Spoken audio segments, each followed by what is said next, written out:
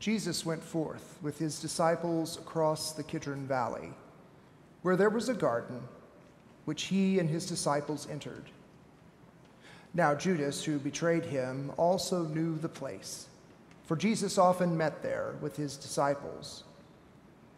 So Judas, procuring a band of soldiers and some officers from the chief priests and the Pharisees, went there with lanterns and torches and weapons.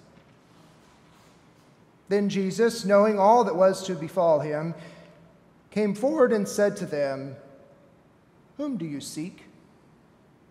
They answered him, "Jesus of Nazareth." Jesus said to them, "I am he." Judas, who betrayed him, was standing with them.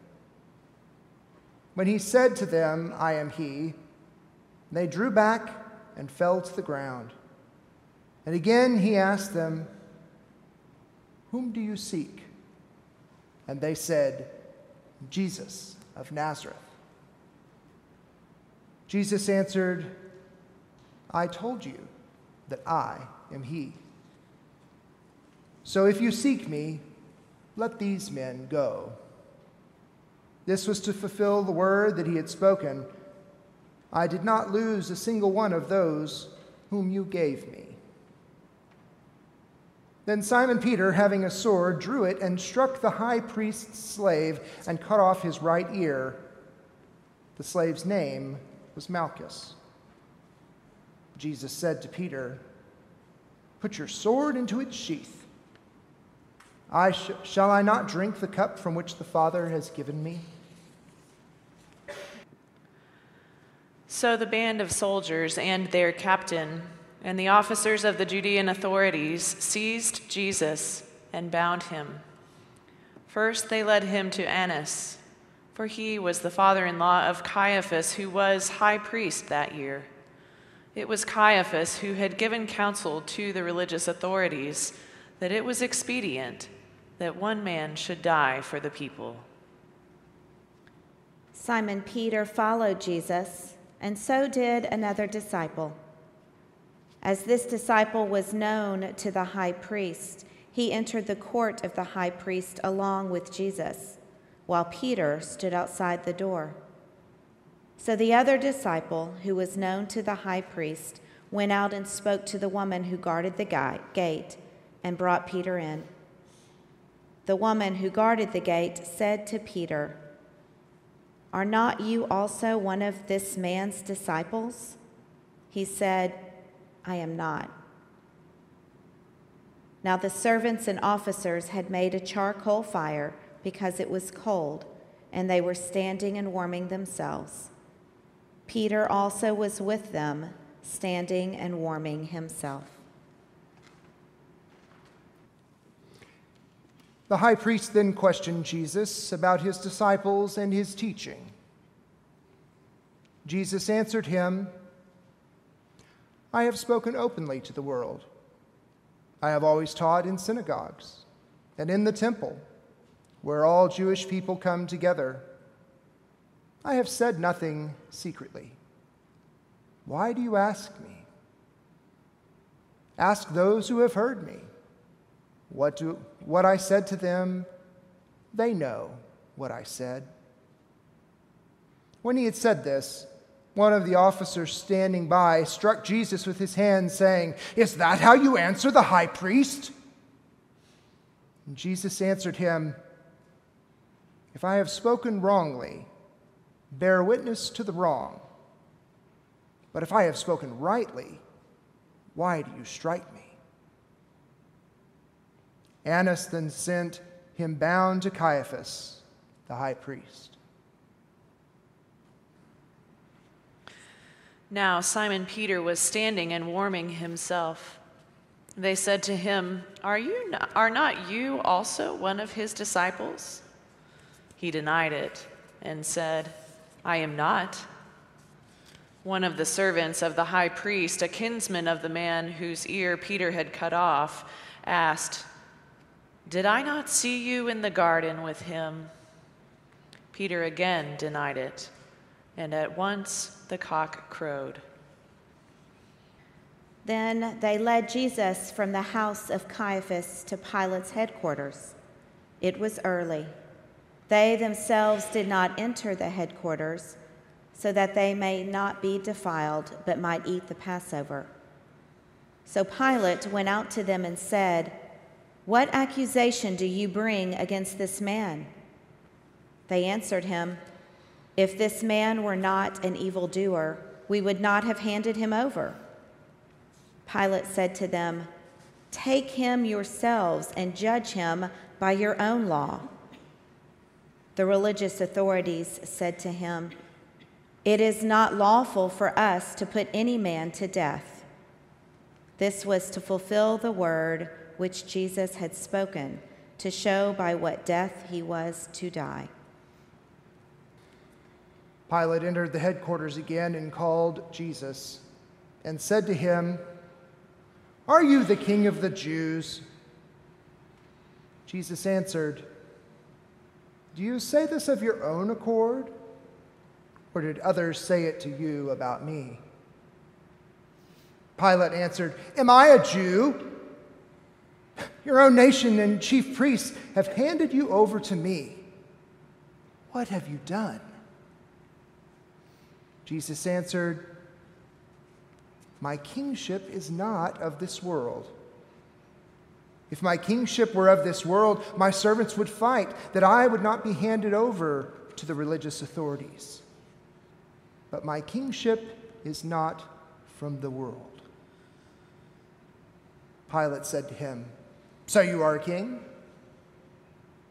Jesus answered, "You say that I am a king. For this I was born, and for this I have come into the world, to bear witness to the truth. Everyone who is of the truth hears my voice." Pilate said to him, "What is truth?" After Pilate had said this, he went to the religious authorities again and told them, "I find no crime in him. But you have a custom that I should release one man for you at the Passover. Will you have me release for you the King of the Jews?" They cried out again, "Not this man, but Barabbas."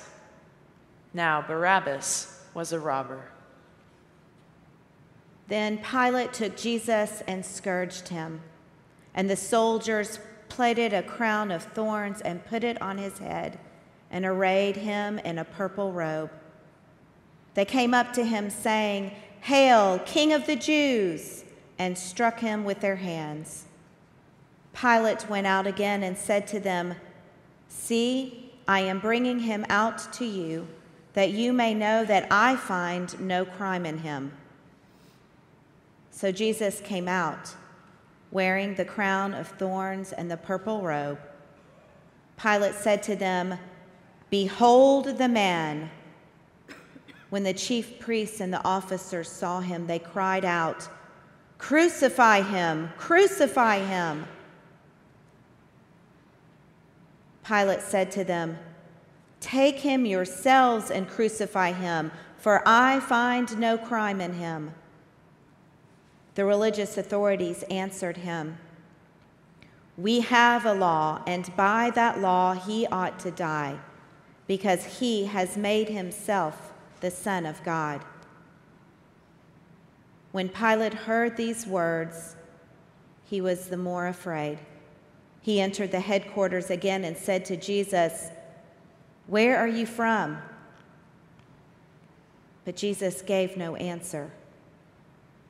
Pilate therefore said to him, "You will not speak to me? Do you not know that I have power to release you and power to crucify you?" Jesus answered him, "You would have no power over me unless it had been given you from above. Therefore, he who delivered me to you has the greater sin." Upon this, Pilate sought to release him, but the religious authorities cried out, "If you release this man, you are not Caesar's friend. Everyone who makes himself a king sets himself against Caesar." When Pilate heard these words, he brought Jesus out and sat down on the judgment seat at a place called the Pavement, in Hebrew, Gabbatha. Now it was the day of preparation of the Passover. It was about the 6th hour. He said to the religious authorities, "Behold, your king." And they cried out, "Away with him! Away with him! Crucify him!" Pilate said to them, "Shall I crucify your king?" The chief priests answered, "We have no king but Caesar." And they handed him over to them to be crucified. So they took Jesus, and he went out, bearing his own cross, to the place called the place of a skull, which is called in Hebrew Golgotha. There they crucified him, and with him 2 others, one on either side, and Jesus between them. Pilate also wrote a title and put it on the cross. It read, "Jesus of Nazareth, the King of the Jews." Many of the Judeans read this title, for the place where Jesus was crucified was near the city, and it was written in Hebrew, in Latin, and in Greek. The Jewish chief priests then said to Pilate, "Do not write, 'the King of the Jews,' but 'this man said, I am King of the Jews.'" Pilate answered, "What I have written, I have written." When the soldiers had crucified Jesus, they took his garments and made 4 parts, one for each soldier, also his tunic. But the tunic was without seam, woven from top to bottom. So they said to one another, "Let us not tear it, but cast lots for it to see whose it shall be." This was to fulfill the scripture, "They parted my garments among them, and for my clothing they cast lots." So the soldiers did this. But standing by the cross of Jesus were his mother, his mother's sister, Mary, the wife of Clopas, and Mary Magdalene. When Jesus saw his mother and the disciple whom he loved standing near, he said to his mother, "Woman, behold your son." And then he said to the disciple, "Behold your mother." And from that hour the disciple took her to his own home.